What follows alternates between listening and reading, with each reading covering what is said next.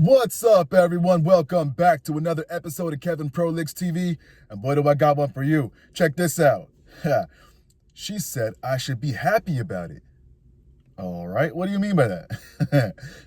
I'm not sure if this counts as infidelity, so remove this if not. But I've been in a situationship with a woman for almost 3 years. Both of us have had some sort of life and psychological issues, and we decided that we would just spend time with one another and not label anything. We talked and agreed that we could continue sleeping with other people. She developed some severe mental issues over a year ago due to the death of a friend and has been struggling to maintain a constant lifestyle.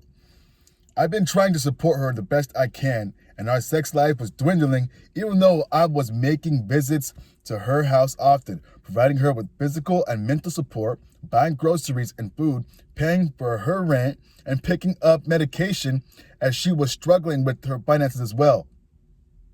Wow. All while struggling with my own issues with life and work. I found out last year that she was still sleeping with others despite telling me repeatedly that her libido was not working correctly. I told her that I didn't like feeling like I was providing the support for her, and yet she was so often choosing to sleep with other people and stringing me along. She apologized and accepted that it was something that was hurtful to me. I thought that it meant she would choose me more often. At that time, we were still having sex, just less.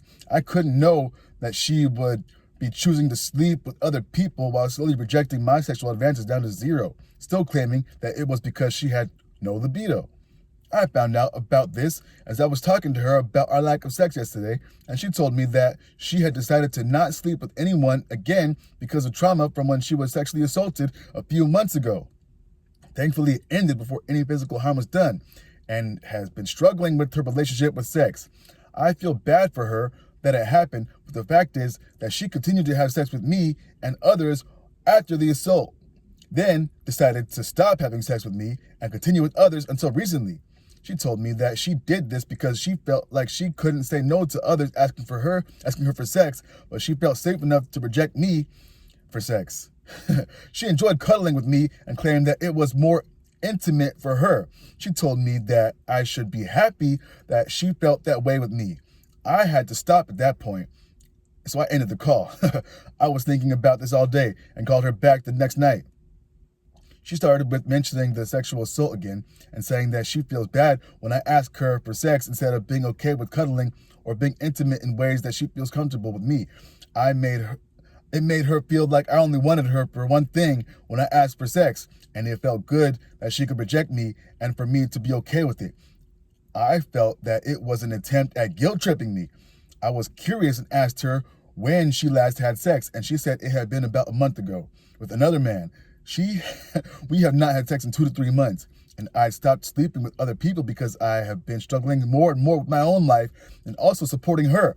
This was during a time that we were discussing going on a trip to relax and finally work out how to have regular sex again. I couldn't believe what I was hearing.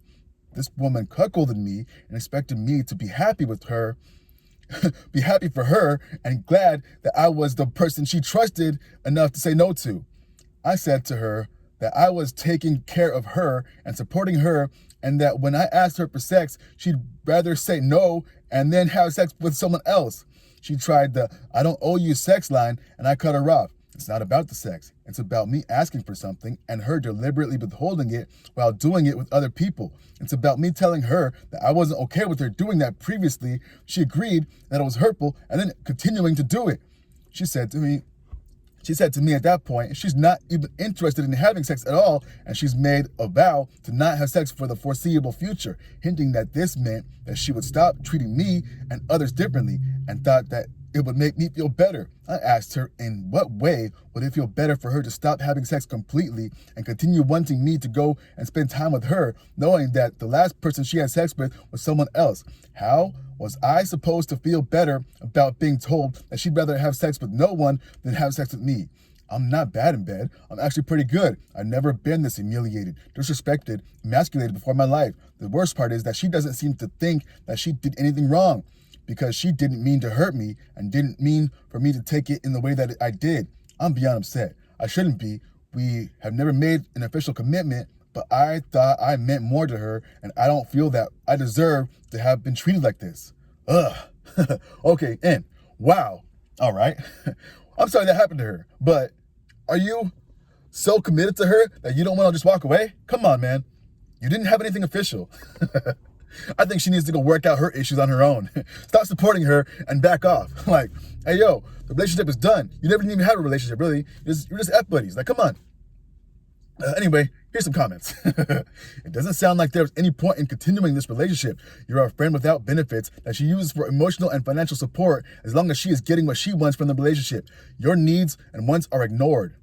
OP says, agreed. At this point, it's not about the sex. She could offer sex every morning, afternoon, and evening, and it wouldn't matter because it still wouldn't make up for the humiliation.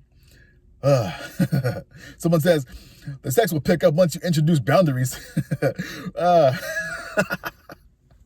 Maybe. Someone says, let me get this straight. You were taking care of her financially, emotionally, and she was effing other dudes to get her sexual needs met, while at the same time stringing you along, refusing your sexual advances, and ensuring that your needs were not met. Dude, she completely and totally emasculated you, and you're still talking to her? Wow. What you're doing is playing the pick-me dance. The problem with that is you're already lost if you have to play it in the first place. Keep your money in your wallet. Cut her off completely. Go completely radio silent. Let her sleep in the bed that she made while taking some time and pride in yourself. Fix yourself first and then get back out in the dating market. Stop playing with this manipulating girl. He says, OP says, I thought I had things under control. I'm pretty good at setting boundaries and not letting people go about how they want to all over me. But I guess I just never noticed myself falling into this one. It was probably the way she slowly turned off the tap that made me stick around for longer than I should have. Yeah, you think? Someone else says, your first mistake was getting involved in a situationship where there is deliberate vagueness. So nobody knows what's going on and everything is left open. What you described, wanted, and did is basically a relationship. On the other hand, the other person was looking for emotional support, but still wanted to sleep with other people. Just move on and find someone who is willing and actively searching for a real relationship. Someone else says, no, the first mistake was getting financially involved in a situationship. Bingo. OP says, I respectfully disagree. I didn't mind that we were both free to sleep with other people. If we never talked about this, I could excuse it as miscommunication, which is exactly what happened. I communicated my feelings and expectations to her clearly at that time, which was that I didn't mind that she was sleeping with other people, but I didn't like that she would seem to be choosing them over me and that it was going to continue, then I wouldn't be a part of it. She agreed that my feelings were reasonable and that her actions were hurtful. She told me that I was important to her. Then she continued to worsen her actions by not communicating this to me clearly. I didn't think that this relationship status would have prevented this. I don't think a relationship status would have prevented this. I just wanted to be treated fairly, or at least told that it wasn't going to happen. But yes, I do feel stupid that I didn't clarify this earlier. All right. Someone else says, I'd be sure to tell her you didn't mean to hurt her when you tell her that you will be cuddling with someone else after having sex with them. Oh, yeah, and to F right out too. Someone else says, start having sex with other people again. I bet her libido returns. Someone else says, wait, you started this out with, we decided that we would just spend time together and not label it anything. So I'm just trying to understand how you got this deep with someone you should have maintained a casual relationship with and no label. I'm sorry, but she kept the relationship as it was agreed. You really didn't seem to care much that she was sleeping with others, but you expect more than your immediate agreement. Your words said spend time with one another.